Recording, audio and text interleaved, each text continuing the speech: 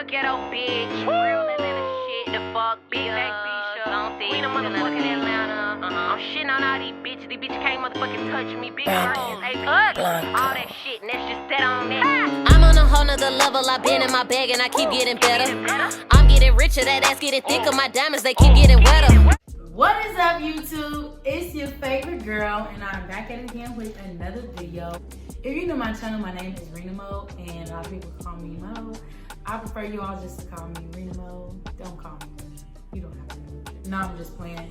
So, I know it's something different about me. Y'all just can't figure out what it is. Oh, my hair. Y'all like, damn girl, where did that come from? It's been here the whole time, y'all. Literally. Like, this is no hair added, baby. This is straight from the scalp. I'm giving Princeton from Mindless Behavior vibes. So if you read the title, we are going to get into some bottle girl questions. Yes, I am a bottle girl. It may not look like it right now, but bitch, if you follow me, you know. We're just gonna get straight into the video.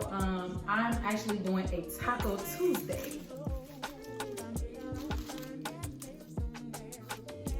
Hold on, we gotta get that thumbnail.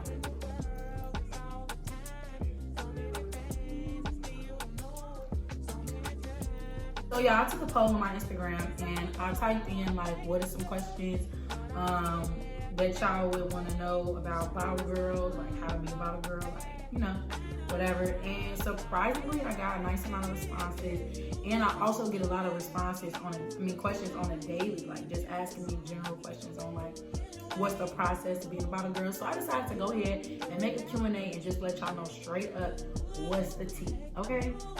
A bottle girl is a waitress for a nightclub or lounge.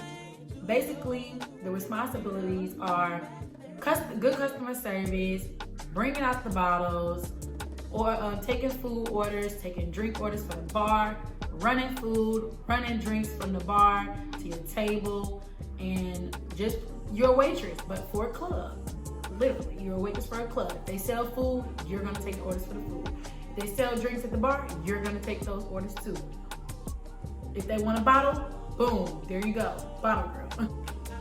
Normally, a lot of positions for bottle girls are through casting calls. So like, say that club or that promotion team, we're gonna get into the difference later. Say the club or the promotion team is having a casting call. They will have it at a club or wherever the location is, and a whole bunch of girls will come and they will do individual or group interviews.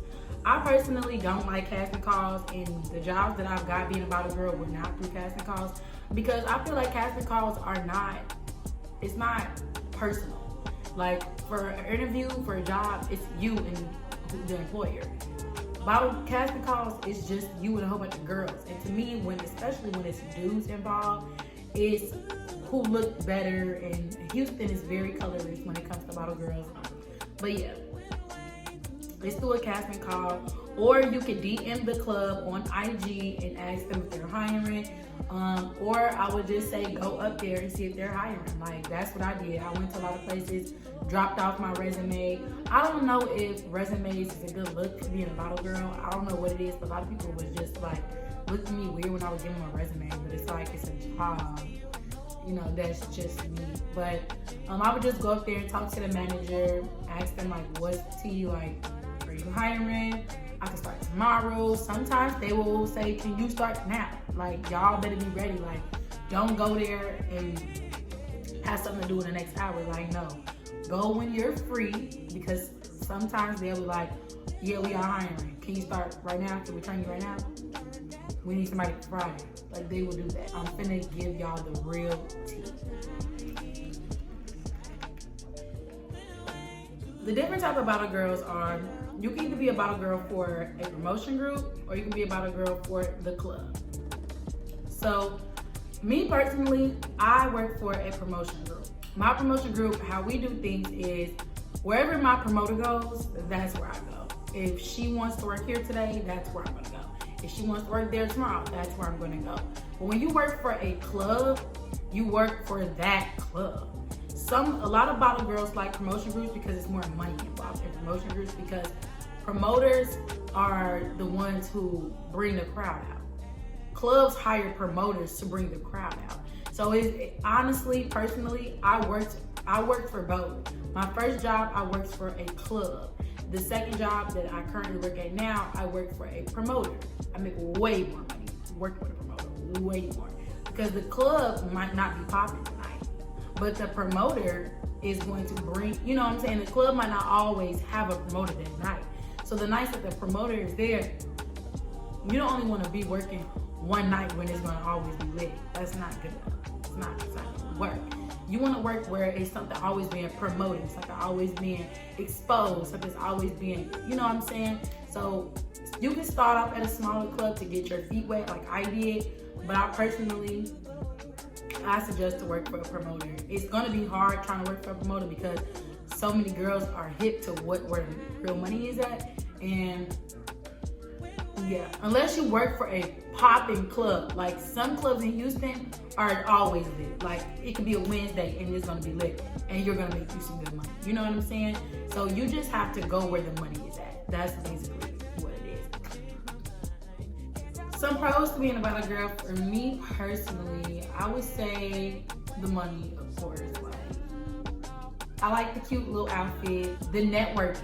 I personally am doing bottle girl service because I want to build a name for myself, and I also want to build my brand up. So if I'm working a job where I'm always cute and I always have my hair, nails, makeup done, I do makeup, I sell cosmetics, and I sell hair, that helps me promote myself and my brand at the same time. Also, I can vlog and do videos pertaining to bottle service. Every club and every promo team is different. So these are different ways that you can get paid by being a bottle girl. The first way is bottles. So 9 times out of 10, your club or your promo team is going to give you a percentage off of each bottle that you sell. So say you sell 3 bottles of Douce and you getting 20% off of each of those bottles, and the bottle's like $400. Also, if you sell at my club, I'm just tell you the ways in my club. So we sell food, we get gratuity off of that. We get gratuity off of the bar orders. We get gratuity off of the bottles, and we also get gratuity off of the section you sell. Now, for me working with a promoter, we have private events as well. So if we sell like sections for private events, the gratuity is probably more, and we also probably get a base pay for that night. So it's many different ways that you can get paid being a bottle girl. Also, a lot of clubs pay you like $2 hourly because it's kind of illegal to not pay a waitress a minimum of $2.50, I believe. So yeah, so you can get paid in those ways. It's many different ways you can get paid. A lot of clubs also let you add on your own booking fee. So like say if you sell a section and they don't allow you to get no money off the section, but they also tell you you could charge your own booking fee. So like say you sell a section for $100, but if you book it with you, you're gonna charge $50 each time somebody books with you. So you tell them $150 and you give the promoter $100. You see what I'm saying? It's many different ways you can make money, and it's a hustle at that. You just have to be smart about it. You have to also work and communicate well with your team so y'all on the same page. Because I done had instances where I'm telling somebody, oh, it's $150 a book, but then another girl's telling them it's $80 or something, you know, $100 or something like that, and then they're gonna book with her because she's cheaper. You know what I'm saying? So you should just build that relationship with your team when it comes to the business side. You don't have to be cool, you don't have to kick it, but your money is your money. You know what I'm saying? So you want to make sure that everybody's on the same page, making sure that y'all are getting y'all money equally, and it's no, you know what I'm saying? Ain't nobody charging lower so that way they get all of the, you know what I'm saying? Like no, because then that way you're gonna have to take the prices down, and then you're gonna lose money. So yeah, those are the many ways you can get paid being a bottle girl. Typically, when you go to the interview, what will happen is, so this is just a casting call. I'm gonna tell you my experience, and I'm gonna tell you the casting call because I've been both. So a casting call, when you go, it's probably like, it could be up to 400 different girls being there. And I'm so serious, like I am not exaggerating. You could be there for 5 to 6 hours. So prepare yourself. But when you go, I always recommend to have a resume because people want to know your past experience, where you worked, if you've ever been a waitress, anything like that. Also, when I go to casting calls, I do my face, I put my makeup on, I do my hair, make sure my nails and my feet are done. I wear a black bodysuit that accentuates my body, you can see my shape, and I wear heels. I personally do not recommend going to no bottle service, casting call in jeans and a t-shirt. Like, that's just tacky to me, because as a bottle girl, your job is to look good. Like, no matter what you think, your job is to sell. That's what it is. It literally is. Like, you're not a stripper, but you ain't too far from it either. And that's just the tea. You're probably gonna go in a room, probably like 5 to 10 girls. Everybody's gonna be able to say something. Or if it's a smaller casting call, they're gonna do individuals. They're gonna make you take a picture. They're probably gonna make you walk. They're probably gonna make you do the dance. They're probably gonna make you, some people do up and down, some people do side to side. I like to do side to side because it's just easier. They're probably gonna ask you 3 tequilas, 3 rums, 3 cognacs, 3 vodkas. Know your liquors. Like, don't go in there and don't know nothing about no liquor, because your job is to sell the liquor. For individual interviews, I'm just saying, for the job I work at now, I did an individual interview. She had me come up there on the day that they were busy. I went in there looking like a vet. You know what I'm talking about? I post video right here. Look better ugly fuck, he ain't got no hoes.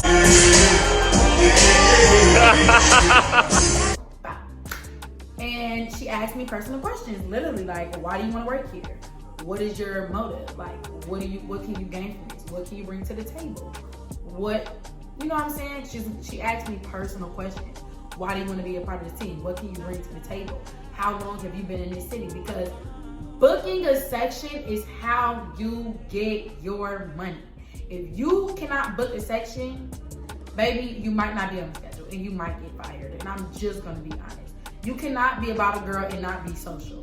You don't have to be a social light, but you need to get your way up there. You need to be going that direction, because people are gonna wanna book with you when your personality thrives, when your energy exudes. Like, if you're spilling over good energy, spilling over fun, people are gonna wanna book with you because you made them have fun. You let them have fun. Like, a bottle service is a really good experience. Like, you have to create an experience. Like, your job is to create an experience, because these people are with you all night long.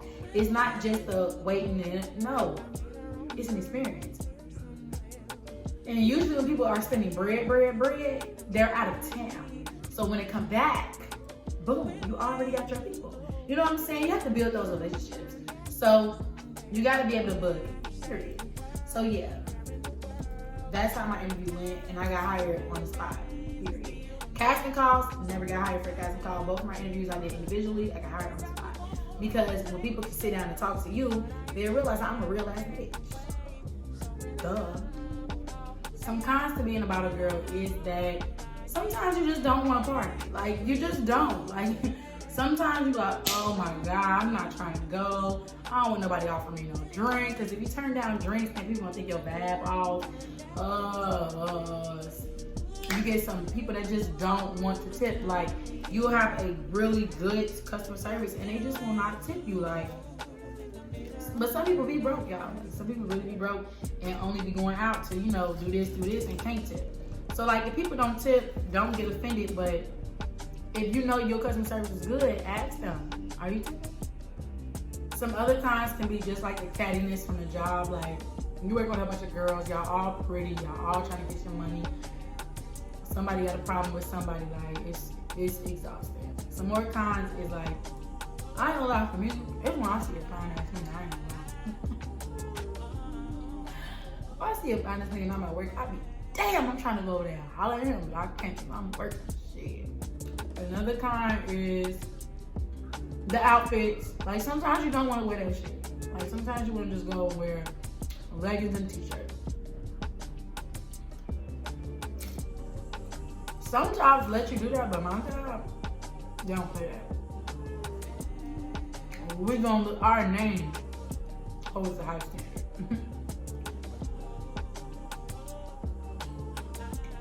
We bars. They not playing that. So my experience being about a girl, it has been up and down.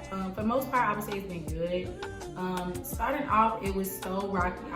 It took me forever to find a gig. I finally found a gig and I was making literally no money from it. I wasn't making enough money to pay my bills at all. I was making enough money to put gas in my tank and eat some food.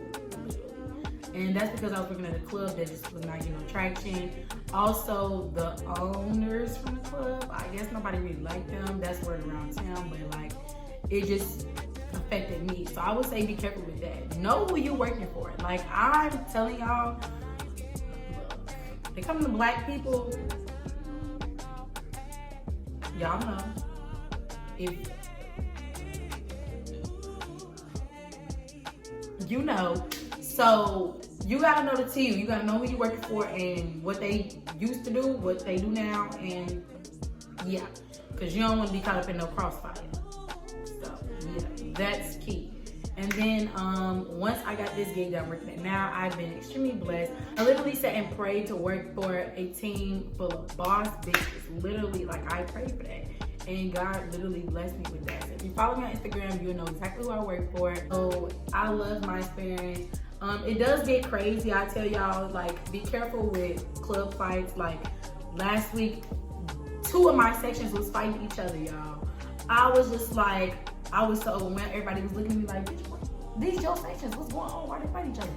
Girl, I don't even want to get into it, but just be careful. If they start fighting, that is not your job to get into it. Know your boundaries when it comes to your customers.